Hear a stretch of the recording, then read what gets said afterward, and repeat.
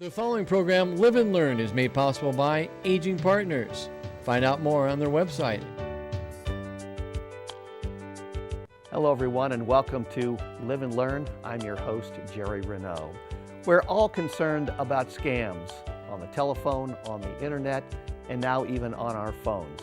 Here with us today is Ryan Sothan. He's the Outreach Coordinator at the Nebraska Attorney General's Office dealing with those scams. He's a wonderful friend of the program, has all kinds of interesting tips for you. Don't go away. Hello and welcome to Live and Learn. I'm your host, Jerry Renaud. I'll bet most of you, just like I do, get a phone call or a text message or something on your internet almost every day that is offering you grand things, or in some cases is trying to scare you, telling you that perhaps there's a arrest warrant out for you or you owe some money somewhere along the line. All of those are scams. All of those are people trying to take your money and find your personal information.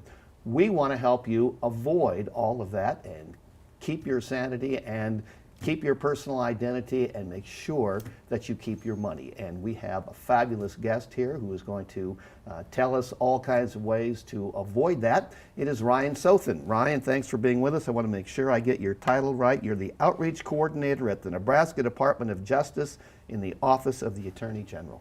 Correct. Welcome to the show. Thank you very much for having me. It's a pleasure to be back. And though we have all trends moving in the right direction for frauds and scams, I have not, unfortunately, worked myself out of a job yet. Okay, very good. Well, so the first thing I want to ask, because the last time I think we talked, the federal government was going to try to help us in this regard, and they were going to help us to avoid at least some of these phone calls. It doesn't seem like that has been terribly effective, at least as of yet. Tell us what is going on with that. We're about 6-7 months into a new era in telephony, and that is the Post-Traced Act implementation. TRACED is an acronym that means Telephone Robocall Abuse, Criminal Enforcement, and Deterrence.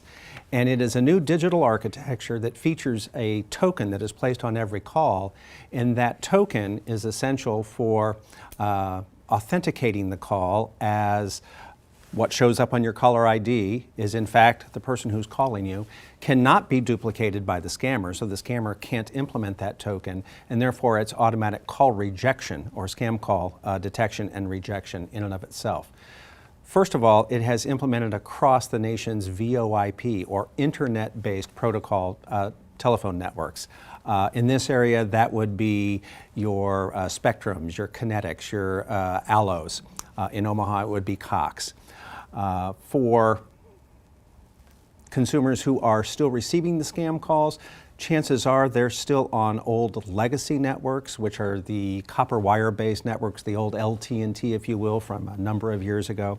Those hardwired companies still have another 2 years to fully transition. But we have noticed a significant drop-off in calls because the scammers almost exclusively use the internet as their communications backbone, and the improvements that we're seeing in that internet architecture are moving into the traditional old school legacy networks. But in another 2 years, we should see this eliminated to the same degree that we saw credit card counterfeiting go away about 5 years ago when the new chip-based cards came out. So on my phone, on my smartphone, every once in a while I'll get a call and it'll say, could be spam. Is that kicking in then to stop that? That's exactly what it is. The suspected scam warning or suspected spam means that somewhere as that call was traversing the network, probably in those instances the internet backbone piece, the chip or the digital token was detected as not present. Consequently, that or the caller ID went to a lookup table and it was found as a previously reported spam number. So you're getting a fair warning on your caller ID. As this architecture evolves and becomes widespread, there'll be subroutines that the consumer can elect. And that is, I'm willing to risk handling those calls, or I'd like all of those calls to go to voicemail, or I'd like to block all of those calls. But yes, that is your first indication that suspected spam, that key elements of the TRACED Act are working in reducing your scam call volume.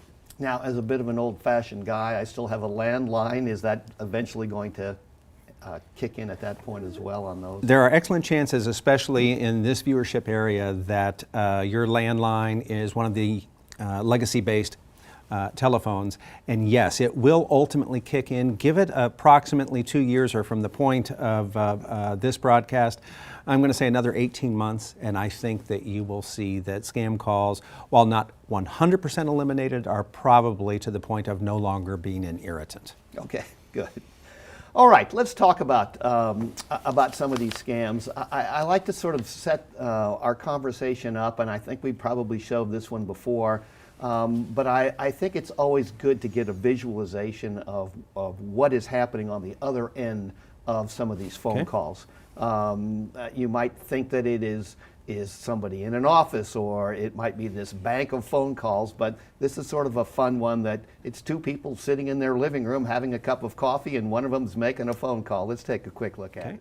The IRS. He's coming for you. Mrs. Roberts? Yes, this is George Hudson from the IRS. You play on their ignorance, right? You say you got interest penalties, you could lose your house, all that stuff. It's like a nightmare came knocking at their door. Yes, you do owe, ma'am. Our records indicate that you do. Records don't lie. We need you to pay that today. All right, debit card it is. Yes, just give you the number, expiration date, and the security code on the back. Thank you, ma'am. Thank you, people of America. So I just thought we might show that. Again, it's just kind of an interesting thing, and maybe if people get that visualization in their head that it's just people trying to take their money, maybe that will help in some fashion. A very typical incident, and the scam calls largely fall into the imposter scam category. And watch out, these are professional scam artists who are expert at storytelling. And that story is going to be very, very compelling in terms of either good news or bad, but it will engage you emotionally. And that emotional engagement is to add a degree of urgency to move you along to accomplishing what the scammer most wants, and that is for you to part with your hard-earned income savings store of funds and send it to them, not now, but right now. Right. Okay, let's take a look at some of these. You have a list of some of the top scams that take place in the state of Nebraska. Let's at least very quickly go through a few of these, and then we're going to individually look at them as well. Yeah, this scam list comes from an annual tally of calls and scam submissions to our Consumer Affairs Response Team at the Department of Justice. And every year we then take that tally, and we find that the more things change, the more they remain the same, that this list is fairly consistent year over year. It's the rotation that tends to change. Right. A few new elements this year thanks to COVID, but again, this is accurate information through the end of last year. Okay, so let's sort of go through the list. We'll see how far we can get today. The first one is health, and health, of course, involves COVID. Probably the vaccination part of it.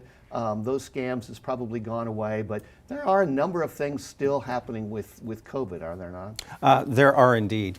First of all, the health category is fairly broad. This might surprise some of the viewers, but one of the primary calls that we get that are health related are the free trials for supplements and weight loss pills. Those free trials then become very expensive subscription-based services that consumers have a hard time getting under.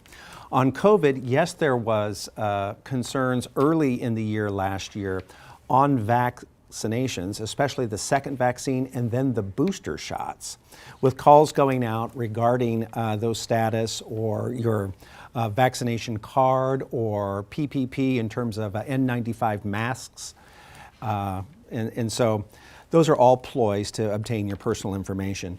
And then on Medicare, we have very good scam artists that really don't have your personal information, but within this age segment, they can bet and tell a convincing story that it's likely that the recipient has had a medical procedure in the recent past, and so they're trying to convince them to part with personal information by way of being helpful in terms of, we want to make sure that your insurance is covered. And again, it's just a way to get your Medicare number.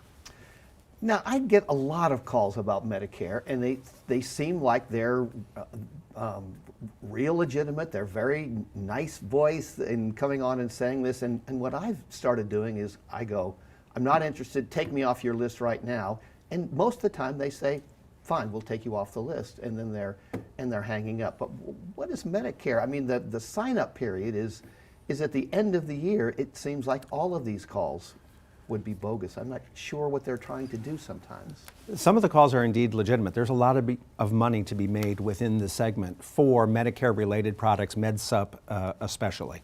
But the scammers themselves are out to obtain your personal information.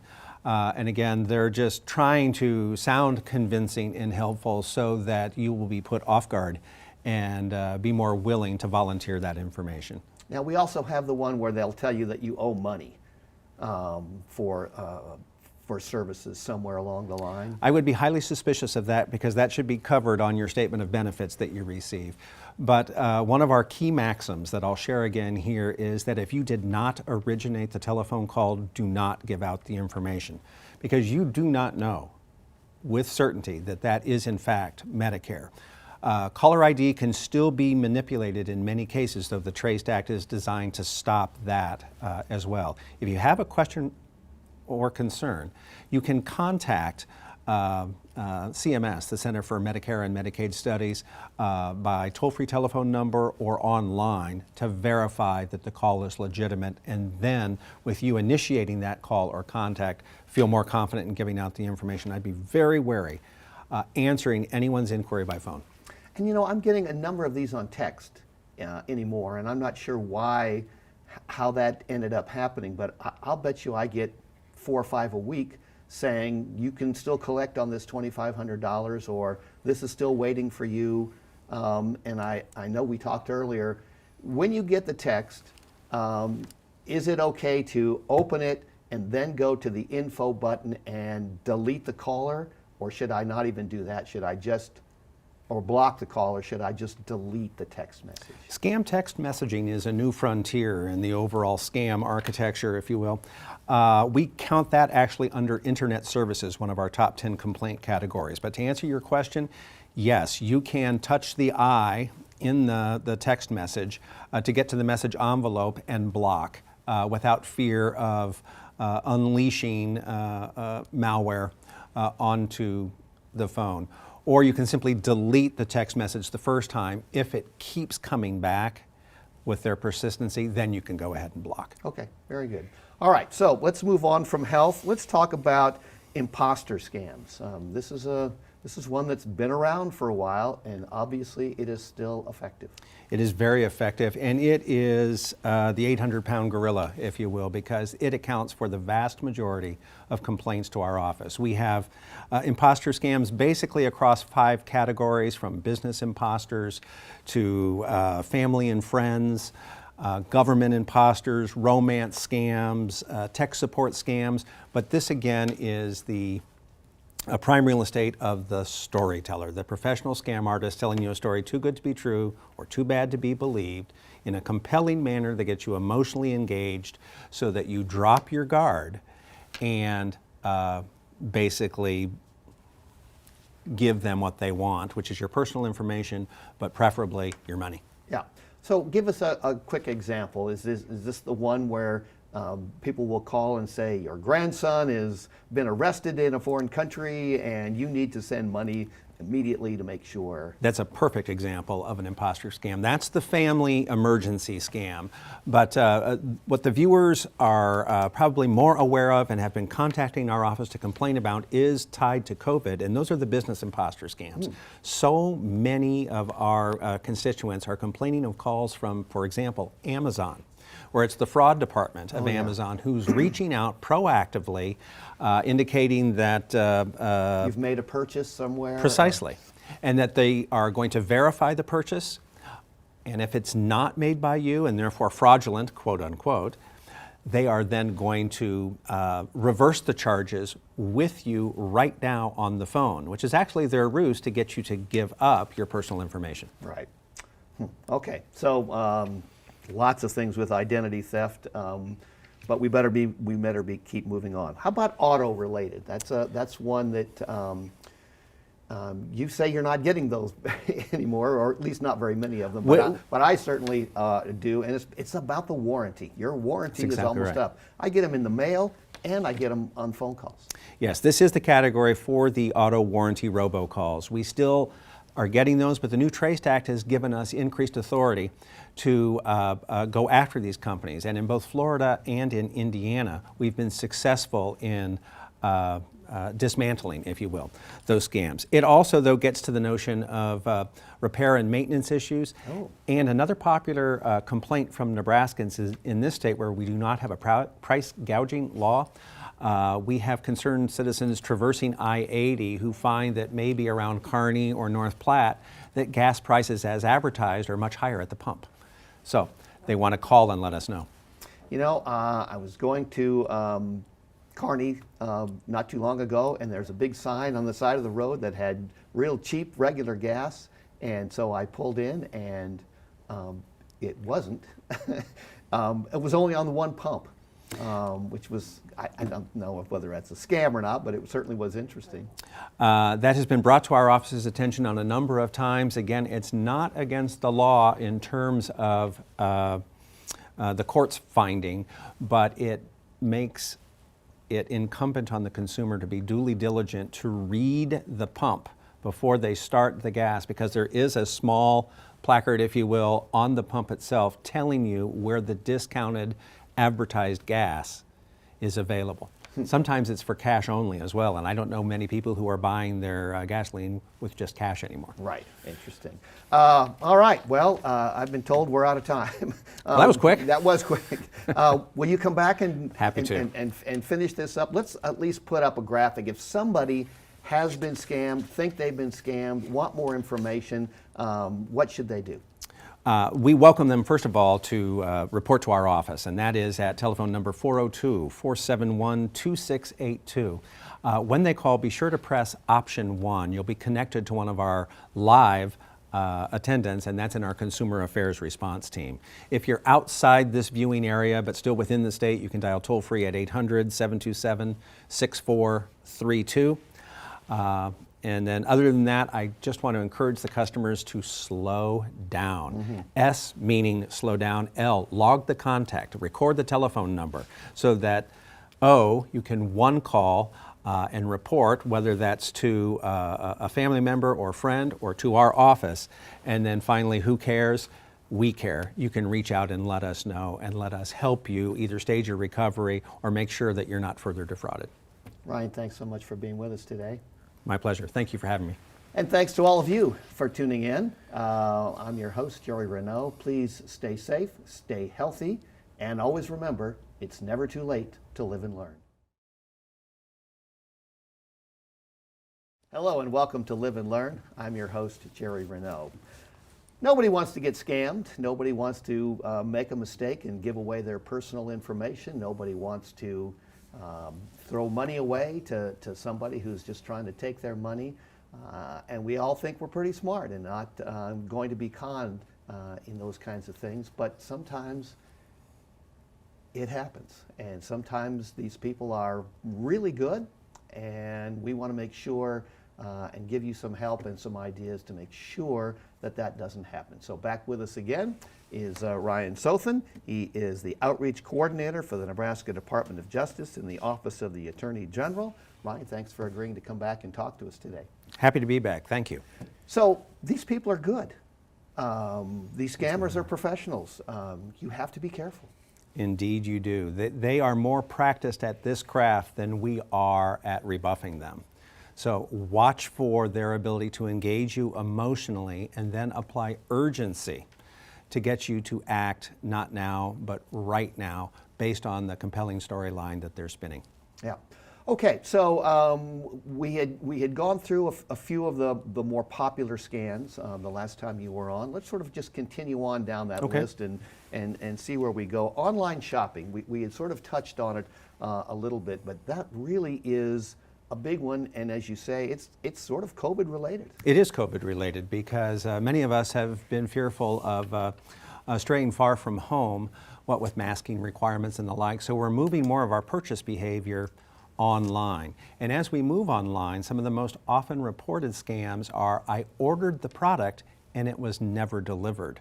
Or I ordered the product and it wasn't as advertised. What I got was something completely different. Or let's say an item of clothing, it didn't fit. And now I had expensive charges that I wasn't aware I was going to have to assume to return the item, and there was a restocking fee of 10, 15, 20%. So those are the primary online shopping complaints.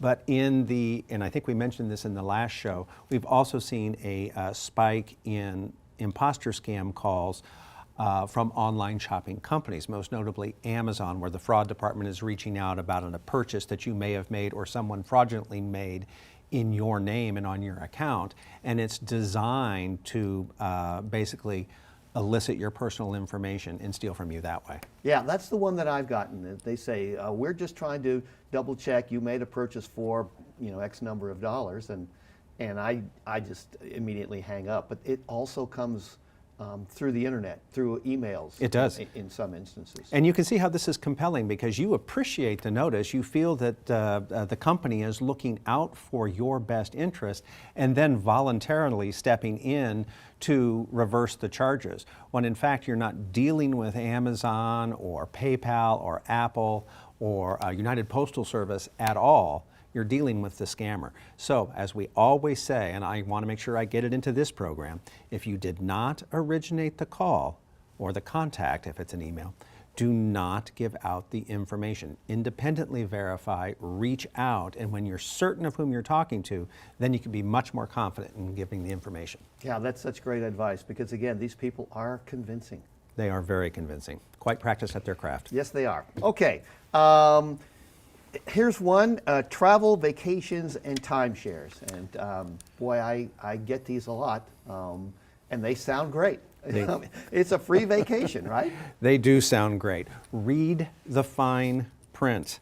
Timeshares, once you've signed on the bottom line, it is very, very difficult to get out from under. Yeah. And there's a whole industry that has grown up around timeshares, and that's timeshare relief, how to get out of the timeshare.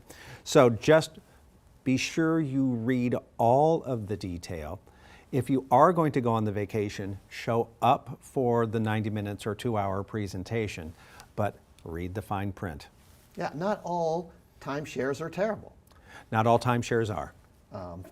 And the vacation ones, what about those? I mean, are those, somebody's offering you a free vacation, all you have to do is pick your location. There are key terms and conditions. Those are typically disclosed in fine print that you'll need a magnifying glass to read. And again, it's very important that you show up for the presentation because the promised free vacation will become a charged vacation if you fail to show. Oh, okay. All right. Banks and lenders. This is sort of a new one for me. What are we talking about with banks and lenders? Well, there's so much that qualifies now for financial transactions as banking has moved increasingly online, and you can secure a home loan, an auto loan, a refinance, all digitally without ever stepping into a brick and mortar facility. But the complaints that we're receiving are over service and account fees, overdraft charges, mortgage terms, mortgage lending practices, low advertised rates, high in effect rates, and just seeking overall clarification when it comes to these loan products. And then if loans move into default, mortgages moving into default, the complaints that we get in terms of loan servicing as well. Now, I don't get these, but my wife will get these through email pretty regularly that a really well-known financial organization that we're associated with is just wanting to verify some information. Can you just verify your account information for us? I'm highly suspicious of any and all solicitations of that type, and this underscores the point: if you didn't originate the contact, don't give out the information. If this is your financial institution, then I would, to overcome my own inner skeptic, pick up the telephone and call into the institution or to my representative and verify the information that way. I would not respond to a request online in an email or, as you had mentioned previously, a text message at all. Right, and I will always say, do not do that. We have somebody we work with. They have our information. They know exactly what we have. Just get rid of that and tell them that scammers are out there. Agreed. And doing that. Okay, telephone and mobile services. Well, we have an awful lot of concern over the second or third most expensive bill in the average consumer household today is their cable and phone bill.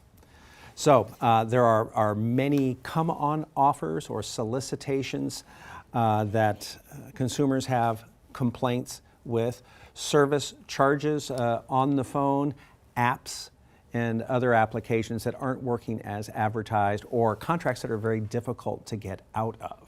And so they reach out to our office for help because they haven't read the service agreement or the fine print and find themselves mired with a service that is either underperforming or not to their satisfaction. Yeah, there was one a couple of years ago where we got the phone call which trying to get us to change to somebody, a different company, and the same service and much less, fewer, smaller rates, so we called up Spectrum, I think it was, and they go, no, this is a scam that's going around. Do not fall for this. Very good. And there are also people who want to upgrade their phones, and there can be conditions on that phone upgrade. And so by all means, reach out to our office. We can typically help in terms of resolving any dispute. One of the surprising ones for me was this one ring call where scammers will call up, it'll ring once, then it hangs up, and you look at the number and you wonder who it was that was trying to call you, and so you call the phone back, and all of a sudden it kicks into this very expensive either international rates or premium rates of some kind. I hadn't heard about that one. That's very well described by you, and it has been around now for about 3 years and seems to stick in the mind of consumers within the segment that we're addressing. It is an attempt to trick you into calling back out of curiosity alone for the purposes that you've already described, that once I make the call, I'm now calling typically internationally at very high per minute rates. There used to be, and this is going way back, something known as a 900 number, and companies would advertise to get you to call that 900 number without telling you that the charges associated with that 900 number were astronomical. This is similar in effect, certainly in impact to that type of 900 call, but it's to get you to call back out of curiosity. Before we run out of time, let's talk about romance scams, because I think you mentioned that this one is really becoming prevalent, and it is a big money operation now. It is a big money operation, and it has soared to well over the $500 million loss level in the past year nationally. I get an awful lot of heartbreaking calls from adult children of seniors who have been taken in. Let's face it, COVID had us the past 2 years largely sheltering in place. And as we're alone in our homes or in our condominiums, we might be online or reading email, and someone reaches out to us through either a dating profile online or through social media, Facebook especially, and they begin to tell us the things that we've longed to hear. Again, this gets to the art of the storyteller, because the storyteller is going to have a very quick profession of affection, and the unsuspecting recipient is going to believe the storyline. And what happens is that ultimately there's going to be a money ask, and that money ask is going to be significant and it's illegitimate. There are a couple things that I would like to recommend that seniors do along the way. First and foremost, there's a profile picture that's attached to any of these online dating systems. Have your child or a tech-savvy friend, they can copy paste that image into a search engine and show you definitively how many times that profile picture has shown up on other profiles or across the internet as maybe stock artwork. Second, convince this love interest, if you will, that seeing is believing, and that you would like to video conference with them. It's so easy today with FaceTime and Skype and Zoom to interact visually via the digital medium. The scam artist will never allow themselves to be caught on camera because they won't look like their profile picture. Right. Very good. Okay, we're going to run out of time, but there's a couple of things that I think we still need to do. Let's. Okay. There are some really key things that people ought to remember. If we could sort of put that graphic up, and one of those is, if it's too good to be true, it probably is. Our number one maxim, and that is always the safeguard. This gets to the art of the storyteller. Too good to be true, too compelling to ignore. If it gets you emotionally engaged and has you questioning, it's probably a scam. Government agencies, we didn't get to talk too much about this, will probably never call you. So the IRS will never call you. Medicare will never call you. Social Security will never call you. Isn't that? They reach out via good old U.S. mail, and you are quite correct. They will not call you. If it's someone posing as a government agent, it's likely a scammer. And never give out personal information. Absolutely not. If you didn't originate the call, don't give out the information. Okay. Let's talk about how people can get in touch with your office. We have phone number. I think there's a URL that we can talk about. One of the things we wanted to talk about was the things that caregivers can do. I mean, you sort of said you're getting a reach out from sometimes adult children, and maybe they're acting as caregivers as well. When they call your office, you can help them through that process. Absolutely, and we have materials that are available online or that we're happy to mail to them on preventing senior fraud or our identity theft consumer guide. But the most important thing is that the caregivers start the conversation about the prevalence of these scams, maybe pivoting right off of this program to talk in greater detail, because the primary issue that we have is we know the scams are occurring, but they aren't reported at anywhere near the rate that they're incurring. The actual incurred rate's over 20 times greater. So start the conversation now so that the senior knows that they're not alone, but that the most important thing that they can do is to report to someone, our office especially, for help and to stop the scam if they've dug a hole from digging in deeper. And let's quickly take a look at a phone number and where they can get a hold of you. Reach out to us at 402-471-2682. Press option 1. You'll be connected to a live operator in our Consumer Affairs Response Team. All of our information is available online at protectthegoodlife.nebraska.gov. Ryan, I wish we had more time. So Thank do you I. so Thanks much. for having me. I really appreciate it. And thanks to all of you for tuning in today. I'm your host, Jerry Renaud. Again, make sure that you stay safe and stay healthy. Hang on to your money and your personal information. And always remember, it's never too late to live and learn.